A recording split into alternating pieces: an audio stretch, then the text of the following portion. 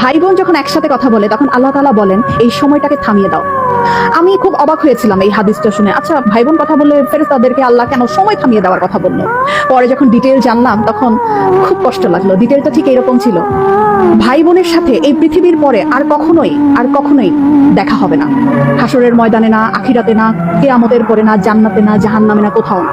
বাবা মার সাথে দেখা হওয়ার সম্ভাবনা আছে, স্বামী স্ত্রীর সাথেও দেখা হওয়ার সম্ভাবনা আছে, ছেলে মেয়ের সাথেও দেখা হওয়ার সম্ভাবনা আছে, কিন্তু ভাই বোনের সাথে সম্পর্ক শুধুমাত্র এই পৃথিবী পর্যন্তই।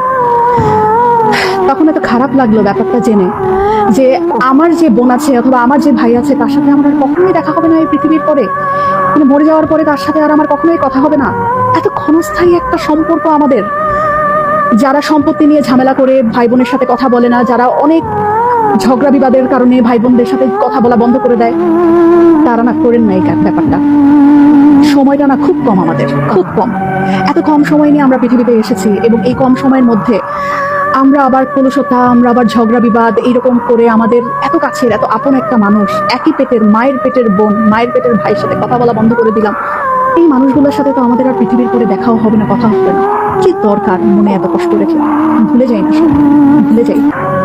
অল্প একটু সময়ের ব্যবধান, তারপরে সব নাই, শেষ।